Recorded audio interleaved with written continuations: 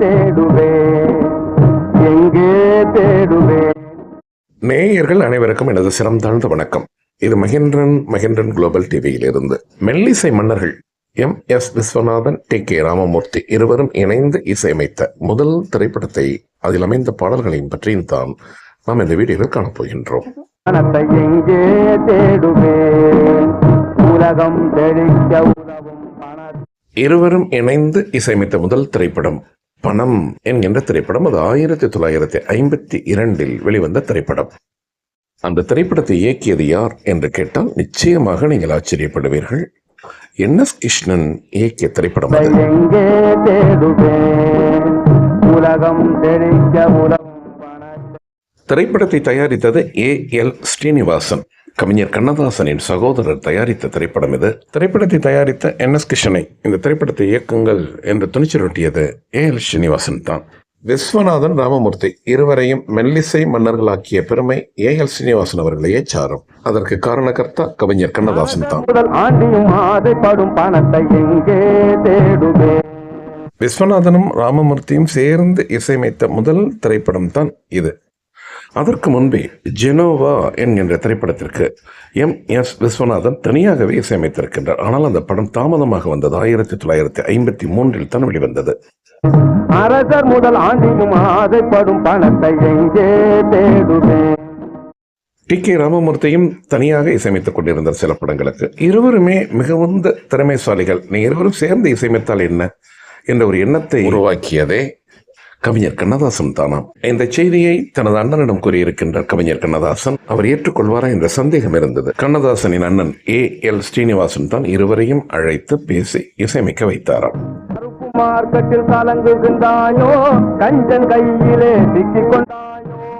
அனைத்து பாடல்களையும் கவிஞர் கண்ணதாசன் தான் எழுதினார். எந்த பாடலுமே சோடை போகவில்லை. வரிகளை பொறுத்தவரையில் மொத்தம் 12 பாடல்கள் அந்த திரைப்படத்தில். ஒரு 3-4 பாடல்கள் தான் மனதை தொட்டன என்பதெல்லாம் அந்த காலத்திய செய்தி. கருப்பு மார்க்கெட்டில் கலங்குகின்றாயோ, கஞ்சன் கையிலே எந்த காலத்திற்கும் அழியாத இந்த பாடல் தான் முதலில் பதிவு செய்யப்பட்டதாம். சொல்லப்போனால் விஸ்வநாதன், ராமமூர்த்தி இருவரும் இணைந்து இசையமைத்த திரைப்பட பாடல் இந்த பாடல் தான். சந்தங்களை உருவாக்குவது, அதாவது டாக்குமெண்டேஷன் ஒர்க் அனைத்தையும் பார்த்து கொண்டது டி.கே. ராமமூர்த்தி தானாம். இசை லாவகங்களை மேம்படுத்தியது எம்.எஸ். விஸ்வநாதனாம். இந்த பாடலை பொறுத்தவரையில்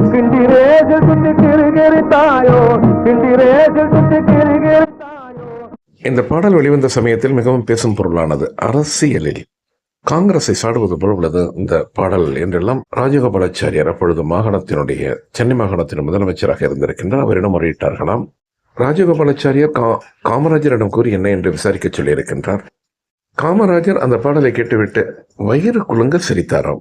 இது ஒருபுறம். இதே திரைப்படத்தில் மற்றொரு பாடல் மிகப்பெரிய ஒரு பிரச்சனையை கிளப்பியது. அந்த பாடலை பிறகு பார்ப்போம். அதற்கு முன்பு இந்த பாடலை பற்றி சில விஷயங்கள் எல்லாம் காணும் நேயர்களே.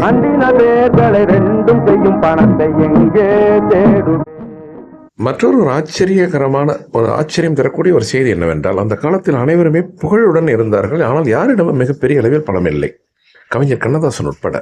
கவிஞர் கண்ணதாசன் தன்னுடைய ஆதங்கத்தை வெளிப்படுத்தும் பொருட்டுத்தான் இந்த பாடலை எழுதினார் என்றெல்லாம் அப்பொழுது பத்திரிகையில் செய்தி வந்தன. பாடலின் வரிகள் ஜிக்ஸாக உள்ளது. சற்று மாற்றி எழுதலாமே என்றெல்லாம் A.L. ஸ்ரீனிவாசன் கூறினாராம் கண்ணதாசனிடம். என் வழி எனக்குத்தான் தெரியும், உனக்கு தெரியாது என்று பதிலுரைத்தாராம் கண்ணதாசன். இதே திரைப்படத்தில் மிகவும் சர்ச்சையை ஏற்படுத்திய மற்றொரு பாடல், அது காங்கிரஸ் பேரியக்கத்திற்கு எதிராக உள்ளது. அந்த வரிகள் அதை உடனே மாற்ற வேண்டும் என்றெல்லாம் கூறினார்களாம். தி.மு.க. கட்சி அப்பொழுது வளர்ந்து வந்த நேரம். அந்த கட்சியினுடைய பெயரை பயன்படுத்தி பாடல் எழுதப்பட்டதாக கூறப்பட்டது. திமுக என்று வரும் அந்த பாடலில் அதை மாற்றி சொல்லிவிட்டார்களாம்.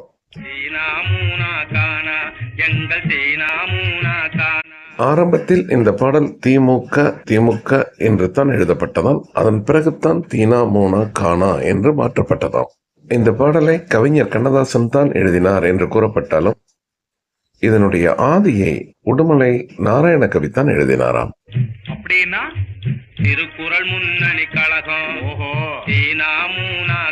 இந்த பாடலை பாடியது என்.எஸ். கிருஷ்ணன் தான் என்பது அனைவரும் அறிந்த செய்தி. ஆரம்பத்தில் திருச்சி லோகநாதனை வைத்து இந்த பாடலை பாட வைக்கலாம் என்று முயன்றிருக்கின்றார்கள். அவர் சம்மதிக்கவில்லை என்று கூறப்படுகிறது.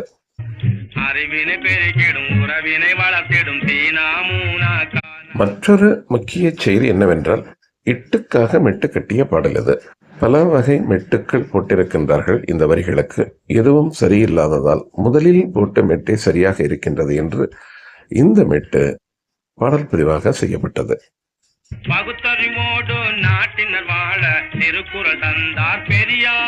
இந்த வரிகள் மிகப்பெரிய சர்ச்சை ஏற்படுத்தியதாம்.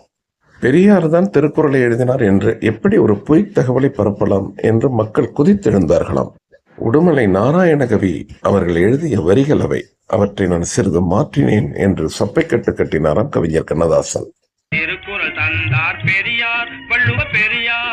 இந்த திரைப்படத்திற்கு கதை வசனம் எழுதிய கருணாநிதி தான் இந்த வரிகளை மாற்றி எழுதியிருப்பாரோ என்றெல்லாம் கூறப்பட்டது. அப்பொழுது உண்மையில் சொன்னால் இந்த தகவல்களை தற்காலத்திய நேயர்கள், ஏன் 50-60 வயது நிரம்பியவர்கள் கூட அறிய வாய்ப்பில்லை. ஒரு 85 வயது நிரம்பி அவரும் ஒரு சினிமா ரசிகராக இருந்தால் இந்த செய்திகளின் உண்மைத்தன்மையை அனைவரும் அறிய வாய்ப்பிருக்கிறது.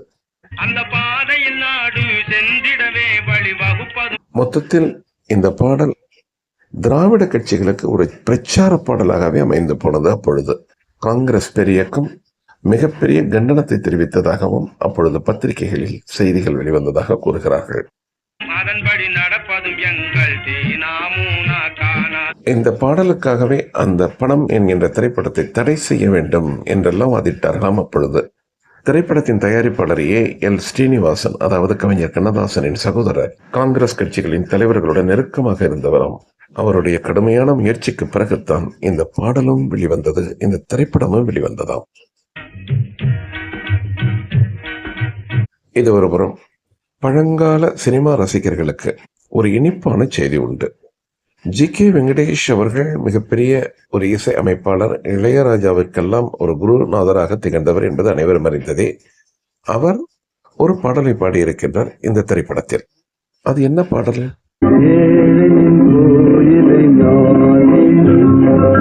இதுதான் G.K. வெங்கடேஷ் அவர்களுடைய குரல். M.L. வசந்தகுமாரியுடன் இந்த பாடலை பாடியிருப்பார். இது ஒரு டூயட் பாடல். வெஸ்டர்ன் டைப்பில் இருக்க வேண்டும் என்பதுதான் உத்தரவு. விஸ்வநாதன், ராமமூர்த்தி ஆகியோருக்கு இது முதல் படம் ஆதலால் G.K. வெங்கடேஷ் வரவழைக்கப்பட்டார் அந்த மேற்கத்திய இசையில் கம்போஸ் செய்வதற்கு.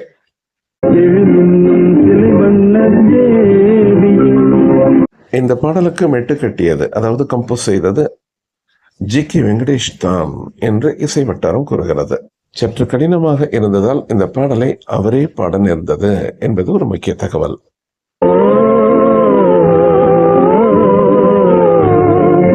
G.K. வெங்கடேஷ் அவர்கள் அப்பொழுது திரைப்படங்களுக்கு நேரடியாக இசையமைக்கவில்லை.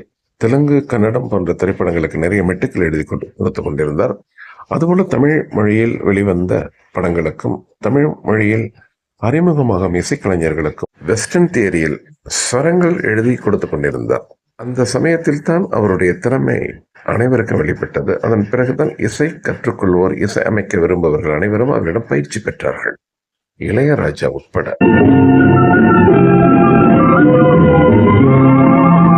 நேயர்களே, நாம் இங்கு பார்த்து கொண்டிருப்பது, கேட்டுக்கொண்டிருப்பது மெல்லிசை மன்னர்கள் M.S. விஸ்வநாதனும் T.K. ராமமூர்த்தியும் அறிமுகமாகி முதலில் இணைந்து இசையமைத்த திரைப்படம் பணம் என்பதை பற்றித்தான் இந்த செய்தி. மெல்லிசை மன்னர்கள் அறிமுகமான பணம் என்கின்ற திரைப்படத்தை பற்றி ஓரிரு தகவல்களை நாம் காண்போம் நேயர்களே. இங்கே திரைப்படத்தை தயாரித்தது கவிஞர் கண்ணதாசன் அவர்களின் சகோதரர் A.L. ஸ்ரீனிவாசன் என்று முன்பே நாம் சொன்னோம். அதுபோல N.S. கிஷன் தான் திரைப்படத்தை இயக்கினார் என்பதையும் முன்பே சொன்னோம்.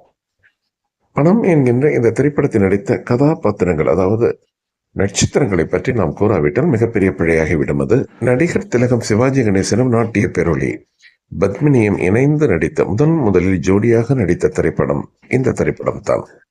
V.K. ராமசாமி அவர்களுக்கு மிகப்பெரிய அந்தஸ்து கிடைத்தது இந்த திரைப்படத்தில் தான். K.A. தங்கவேலு அவர்கள் ஏற்கனவே நிறைய படங்கள் நடித்திருந்தாலும் மிக முக்கியமான கதாபாத்திரம் தரப்பட்டது இந்த திரைப்படத்தில் தான்.